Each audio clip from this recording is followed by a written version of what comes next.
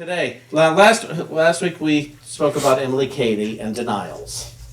Emily Cady, do you guys know who Emily Cady is? Emily Cady wrote the foundation book for Unity way back in the 1800s. She wrote a series of 12 articles that became the first textbook of Unity called Lessons in Truth. We probably have it over there. It's an impressive collection. Emily Cady was the first female homeopathic physician in the United States. She set up practice in New York City way back in the 1800s. Now today we're going to talk about her denials. No, affirmations. In Unity we are taught to pray through denial and affirmation. Deny softly. Affirm boldly. Because otherwise we just give so much power to what we don't want to experience. But we're going to get into that in a second. I want to give a little more stuff about Emily Cady because I think she's fascinating. In a book by Richard Ingles, he mentions Dr. Emily Cady as being one of a small class of mental workers who could draw supply to themselves without employing physical means. To quote, he says, Dr. Emily Cady has performed very remarkable cures. It was said of her that she thought no more of healing a cancer than she did of healing a headache, and has helped the world through her writings as much as any other metaphysician of her time. Her book, Lessons in Truth, has sold well over 1 million copies. But there were no talk shows to put her on back then. Dr. Cady has used the law in healing. And her faith was great enough to believe she could make other demonstrations of a more material nature. She showed her implicit faith in the law by demanding and receiving a large sum of money. Okay, well, everybody's going to be trying this trick at home. You're going to be in the car on the way home. Trying this. By demanding and receiving a large sum of money, which she needed to reimburse herself for the time and money she had given to suffering humanity. Because when she opened up her practice, she didn't charge. She didn't charge for it in New York. But she found herself like, I don't have any money. And there was a part of the law she was not employing. She was practicing the giving part. She wasn't practicing the receiving part. A lot of people do. She pictured the amount she wanted and then claimed it for her own. And within a short time after, she made her creation. A stranger brought to her what she had demanded. According to her picture and her faith, it was given unto her. Now, I would imagine all of us at some point have received something we didn't know how we were going to get. Has anybody ever experienced any form of abundance that you didn't know how it was going to come through? Yeah, I have. I've received surprise income, surprise gifts that weren't cash, but they equaled what the cash would be. I've experienced surprise niceties from people that I didn't expect, kindness that I didn't expect.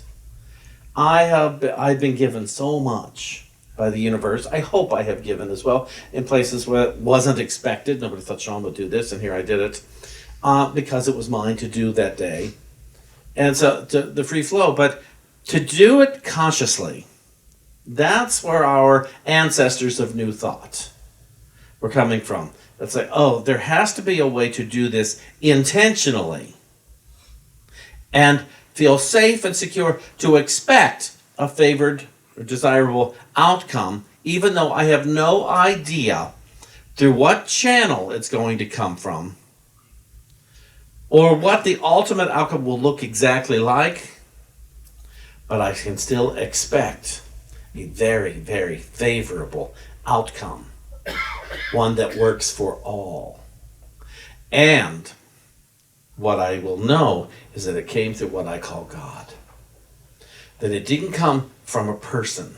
It may have come through a person, but it came from what I call God. And what is God but divine ideas? As I said before, presence, power, intelligence. And so to allow that to come from within rather than begging, rather, oh please God, or oh, please be my channel of God. Oh, I expect this. Why do I expect it? Because others have experienced it, so I know it's possible. I have experienced it before, so I know it's possible. And the funny part is, a lot of us I know have prayed, and we have manifested. And we saw the process we went through, yet it doesn't seem to work every time. What happened? What's the difference between this time and last time? I said all the same incantations this time that I did last time. Excuse me, I meant prayers and affirmations. I said all those things. I thought I felt the same way. But clearly, there's something up that I'm not believing it's possible. That I'm not committed to seeing it the whole way through. I have seen, I remember when I had a big healing in an ankle, which I've told many of you about before, an instantaneous healing from a fall. Now, when I fell a couple of years ago, I did not put the thought and the work into that I had before. And so I have not had the healing I had before, even though I know that healing is possible. But why haven't you, Shawn? And I said, because I haven't. Because I haven't, but I still know it's possible. I know a healing is always possible if I truly wish to experience it. And that can upset some people. Well, then why haven't I had it? I was willing. Well, I'm not going to say you weren't willing. All I can say is it hasn't happened yet over that. But I know you've had other healings in other ways, friendships, relationships, cash here and there. Well, most of us, we have fuzzy manifestations because we have fuzzy intentions.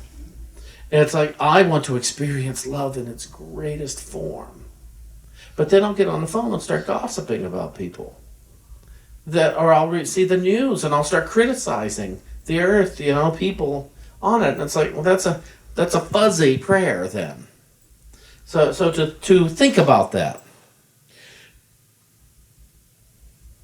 I don't know if you've ever heard of Florence Scovel Shinn. She was one of the first Unity ministers in New York. I think she ran the first church. But I've gone blank on her book. The Game of Life and How to Play It. Also a fascinating book. But she wrote that God is the giver and the gift. God is both, the giver and the gift. As opposed, the old prayer, oh, I want this, oh, please God, please God, please God. Oh, here it is. Never mind, God, I found it. And it's it's like, I just prayed, but no, never mind, it's already here.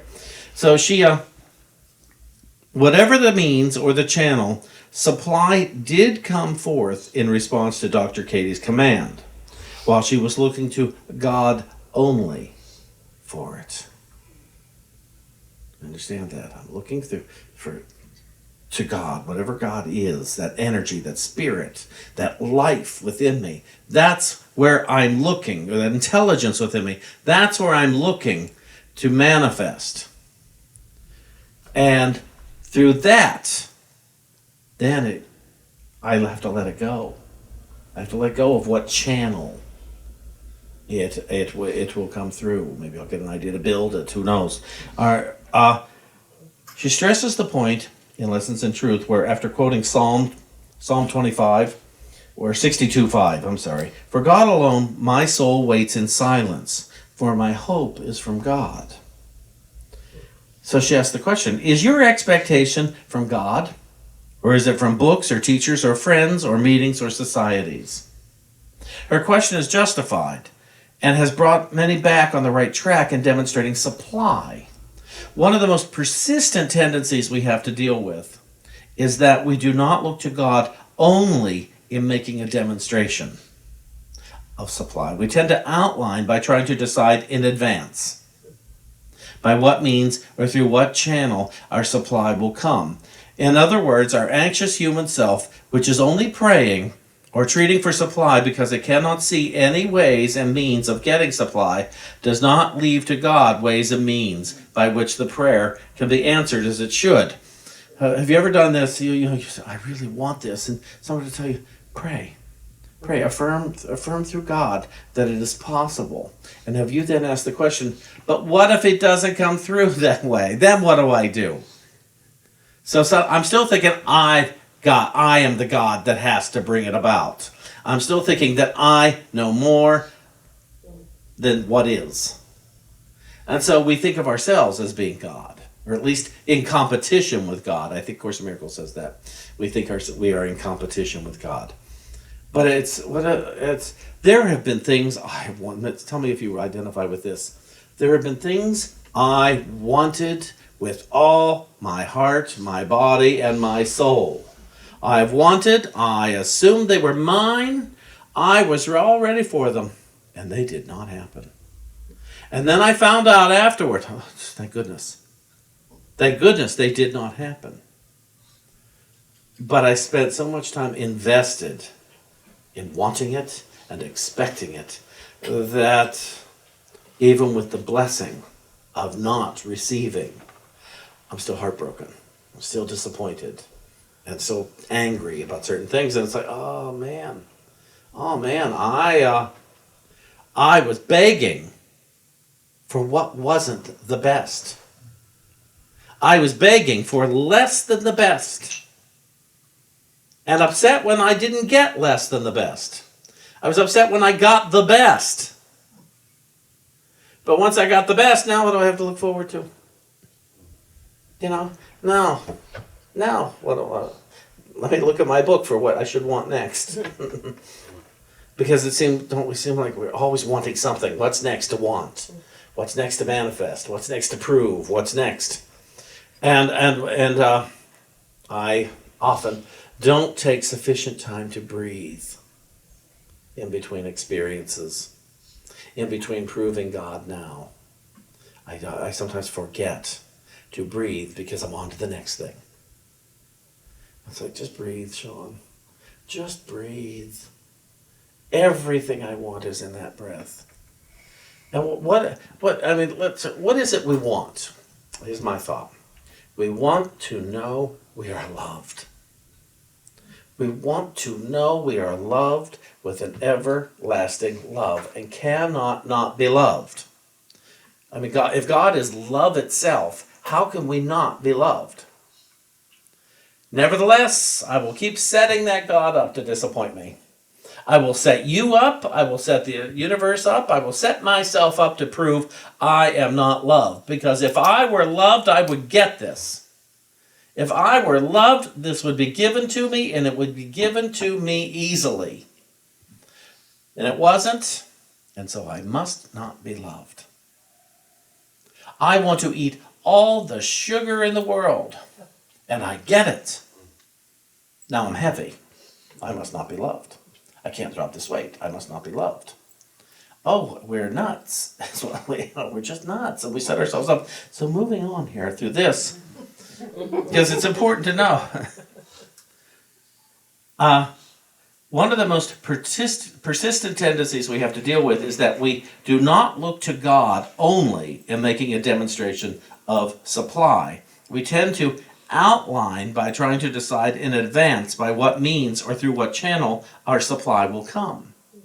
In other words, our anxious human self, which is only praying or treating for supply because it cannot see any ways and means of getting supply, does not leave to God ways and means by which the prayer can be answered as it should.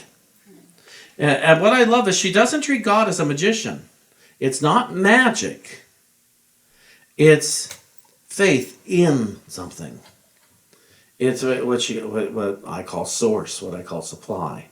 I have faith in that, and I have faith that it's on my side. Sometimes. What you want is your business, they tell us. How it comes to you is God's business.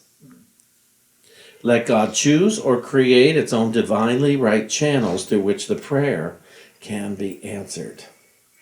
And so, David uses this example, and I know he's okay if I use this one today. You're on 96th Street, and you've got to get to 125th Street in New York. Now, we could use a different term, because we're in Norwalk. Let's say we're right here, and we need to get to Westport. And we go out of here, and we go to drive to Westport, and all the roads are closed. Every single road is closed to get to Westport. And I said, but I've got to get to Westport. And a policeman says, go to Darien to get to Westport. What?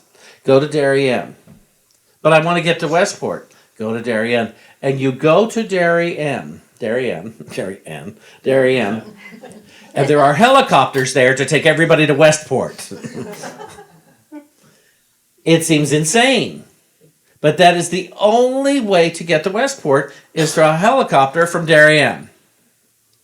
And there's a shuttle of them. Isn't that nice? That's very thoughtful. How the system works. The system works, even though it's not a system that I could have imagined or pictured. It's like, even Memorial Day, I was coming from Westport to Norwalk. All the roads seemed to be closed because of parades. Okay, well, let me go this way. I went here. No, still closed off because no signs, but it's still closed off at the end. And finally, I did find one. And I had to go all the way over by 95 to get there. But there was a way. Now, I had a choice. I could complain the entire way. We're never going to get to Norwalk. Every road is closed. Because that stupid parade. The parade's against me.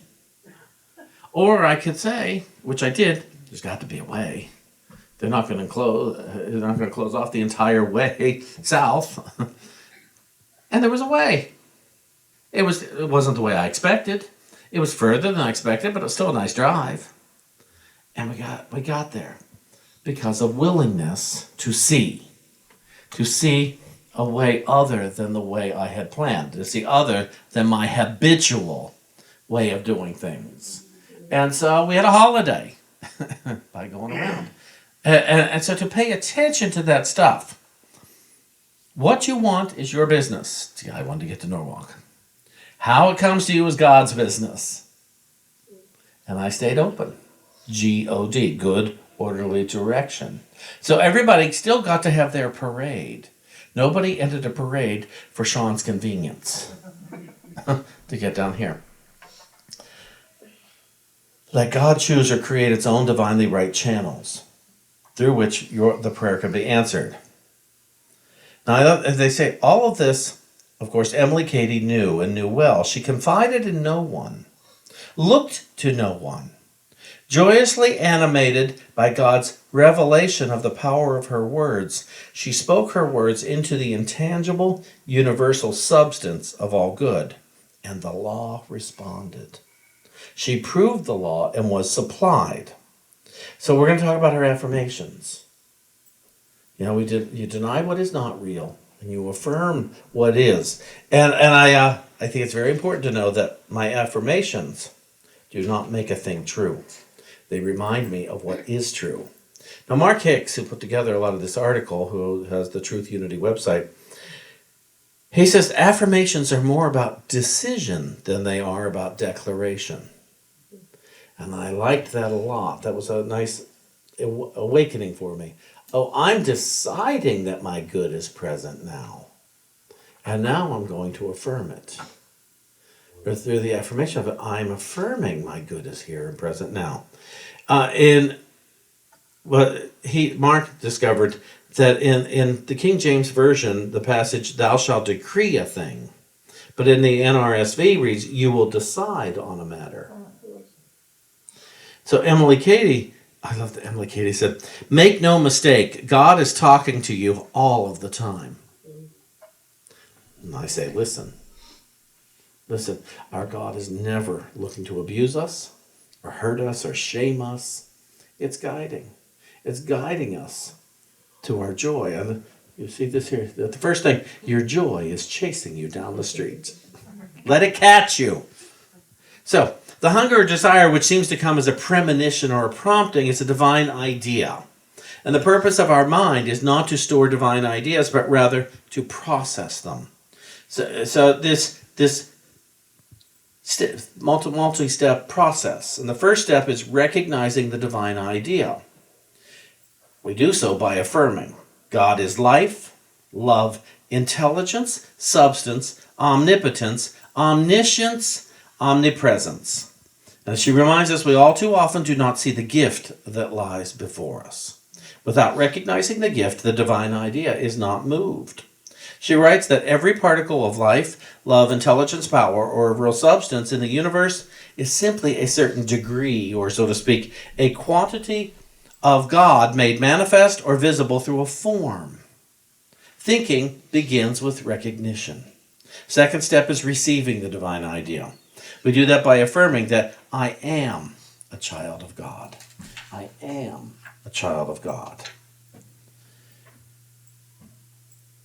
And every moment, God's life, love, wisdom, power flow into and through me. Imagine visualizing that the source that is, the love that is, the power that is flowing, touching every part inside and out of your body. So I am a child of God in every moment. So what we're saying here is deciding that to acknowledge that I am a child of God. It's not affirming that I am a child of God, trying to create that I am a child of God. What she's saying is she knew I'm a child of God. Now it's deciding to live in it. If health is a reality, to decide to live in it. If wealth is a reality, to decide to live in it. If harmony is the reality, then to decide to live in it. Lots of people have had what would seem unbelievable healings as a result of deciding. We already know it's true and possible. Now I'm going to decide to harmonize with it. I am one with God and governed by God's laws. We must be open to receiving the divine idea and be willing to give way to its expression, or the law. We do not use divine ideas, rather, divine ideas use us. Nothing but your own ignorance of how to receive or your willingness can hinder your having unlimited supply. So if I'm not experiencing unlimited supply, it means I'm living in my ignorance of how to do it. She's not calling me an ignorant slob.